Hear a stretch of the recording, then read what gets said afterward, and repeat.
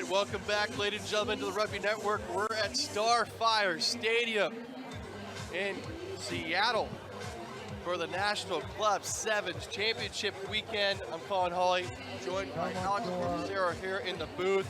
And Alex, what do you think so far this weekend? It's been exciting. It's been exciting. It's great to see sevens back. It's great to see crowds. A lot of these players, during the pandemic suffered with a lack of game time and ability to compete. It's all coming back here. We've got the exciting action on the field to go with all this entertainment off of it. I feel like a kid in a candy store. Oh, it's fantastic energy here. Seattle in general has adopted rugby with the inclusion of the Major League Rugby franchise, the Seattle Seawolves, and just incredible engagement from the community. As we get underway in Atlanta, starting furiously off the kickoff, but holding on, Belmont gets over the top, and they're playing it quickly. Players out to the right-hand side. And a big shot coming in there from Michael Eslava. Belmont retains possession, but holding on to the tackler in the tackle. Belmont gets, and a yellow card, none of that, says the referee. Go sit down in the naughty chair for 2 minutes. That's Michael Eslava, too much on the boil there too early on. Just getting on the wrong side of the ref, and it's costly in sevens. A number down, even though it's only 2 minutes. Just look at the emphasis it's going to put on the attack of Belmont. And a turnover here. Atlanta gets the ball back. Off to go quickly. And here we go. In the hands of big number 3, Damon Torres. Supports there. On the back, looking to sneak the blind side, but keeping it on the open side. Down a man. This is going to be difficult to maintain possession. They got to keep it tight, but they also got to advance the ball. Nice pop up from the deck. Little bit of a half gap here. Does he have the legs? That's George Phelan. And Atlanta looking dangerous with one man down. Looking for the offload off the deck. Great job maintaining possession. Big pass out to the outside. Atlanta looking like they're not even playing with 6 men against 7. Ball in the middle of the pitch. Damon Torres right there, get the ball out from scrum half. Big pass over the top. Atlanta dancing on the corner. Good forceful run on the inside. Nice dummy and a pop to the outside. Atlanta's gonna score with a man down. Impressive stuff from Atlanta White. Very, very impressive. Shows what I know. But really, when you're a number down, what is the best sort of tactic? Keep hold of the ball. It's a lot easier to attack a number down than it is to defend, and that's really good work from Atlanta Old White, and they were able to still expose the space even a number down by being clever with their possessions there, and that will be a real kick in the teeth for Belmont, who would have thought it was their opportunity once they saw that yellow card. That's a great point. Belmont, you got to think of like what were we doing there, allowing them to maintain possession, being a man down. At that point in time, if you're Belmont, you got to be aggressive in those ruck scenarios and try to get that turnover. Absolutely. It looked like near the halfway they'd almost secured a turnover there. I think it was Kenny Nagasagege made the tackle. Adam Channel had the turnover, but because Kenny didn't quite roll away, referee Cat Roach let it play and they kept possession there. And I thought that was their real shot of the breakdown, and then they didn't get near it again. You got to take your opportunities in sevens when they're presented, and just like that, Atlanta did a great job advancing the ball and getting a try even with a man down. Belmont down 7-0. 3 minutes gone here in the first half. It's been all Atlanta. Here we go, Belmont looking to run a little bit.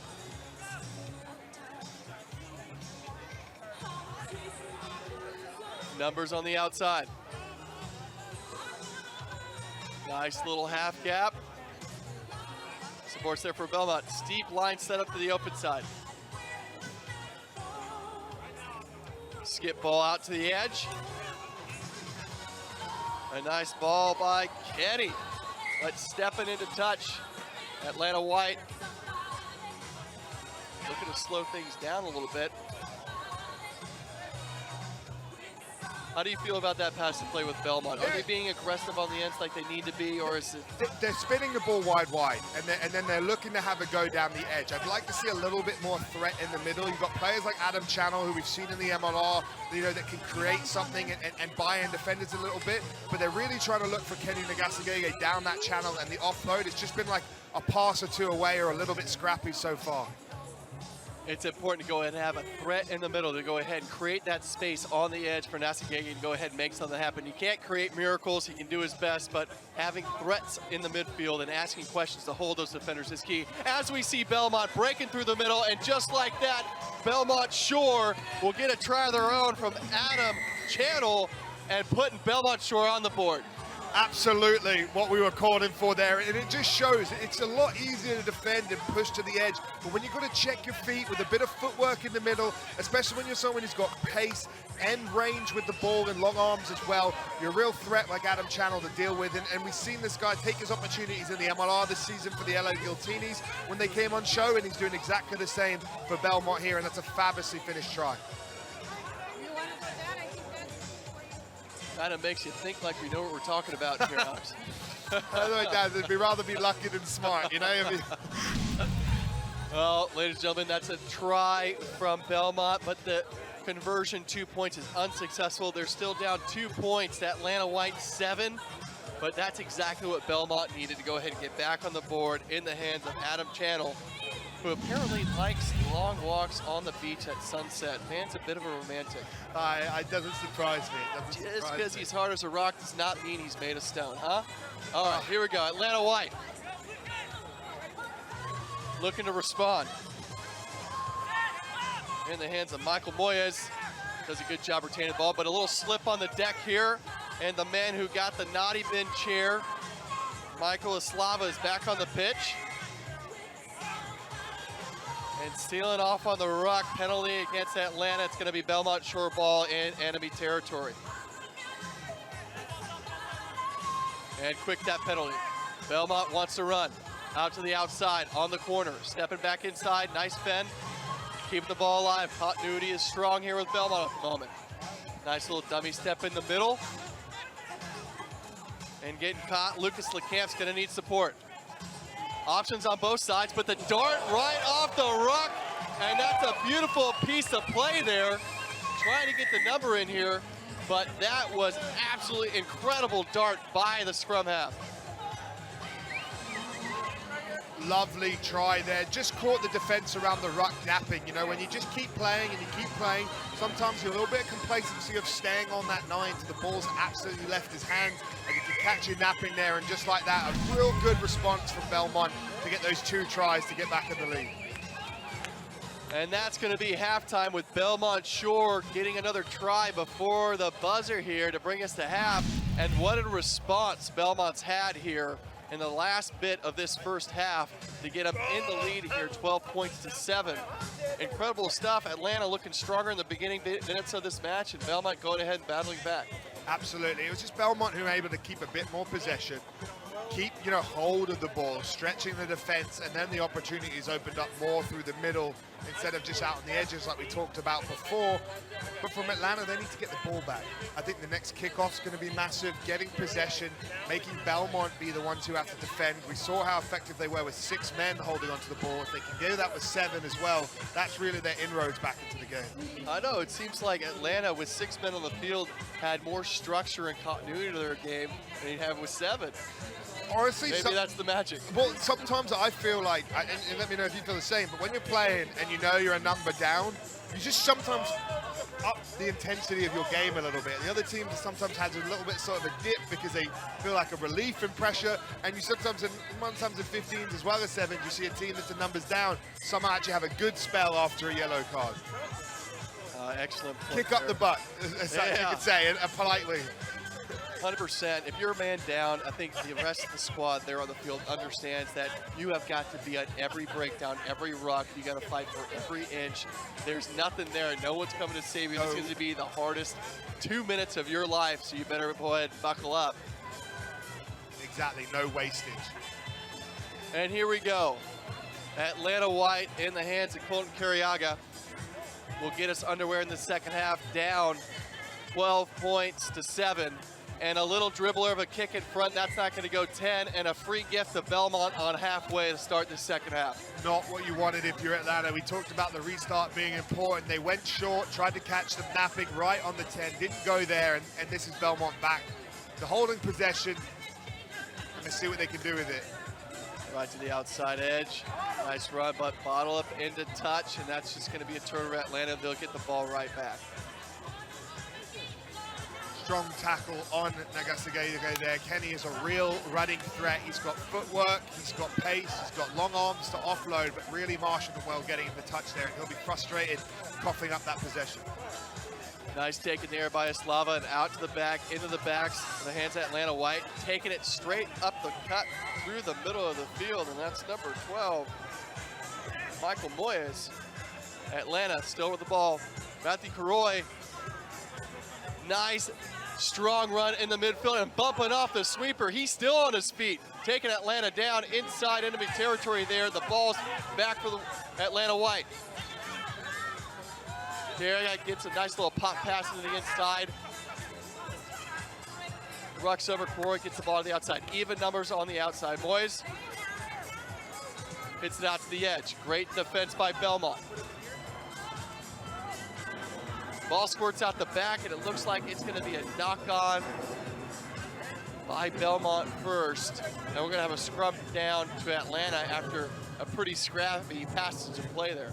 Scrappy passage of play, but still promising in attack from Atlanta that they're keeping possession and having a go. They have the scrum here. It's a great attacking platform. Obviously, the numbers tied in at the scrum. There's a lot of space out there. What can they do with it? Well, you see runners like Matthew Karoy right there wearing the 13 jersey and just putting his head down and sucking in defenders, just like that from Atlanta when they got their first try. Physical runs, taking in defenders. That's the recipe for success here as Carriaga gets us underway after the set piece. And straight to the deck, another penalty in Atlanta. Going quickly, it's Carriaga. Moyes dummies. He's not afraid of contact. He's going crash mode again. Roy out to the back, Carriaga, dummy runner on the inside of the crash ball. Lots of yellow jerseys around that midfield here. Back on the inside. Balema Roberts taking it close in. And defense from Belmont just forcing Atlanta back here about 15 meters. Swinging out back wide to Moyes. And nobody seems to want the ball for Atlanta. Belmont advancing the ball, but a knock-on after some pretty furious defense, pushing Atlanta all the way back near halfway. Just back and forth, scrappy, but what about the dog in Belmont there to defend their goal line with that intensity? Atlanta have been camped down there for a while, with the pressure at the breakdown, the tenacity and the line speed, and just the grit to force the game 30, 40 meters back to that point, even though they have given up the scrum here. When you're only holding on to a 5-point lead, that's a big moment for you in the game. Incredible resiliency from Belmont, going all the way from their 22 and forcing a very strong, physical Atlanta White team back to the 40-meter line, looks like. Great defense for Belmont, exactly what they needed to do. Unlucky to get that knock in the middle of the field, but here comes Atlanta. Down 12 points to 7. 3 minutes left of this match.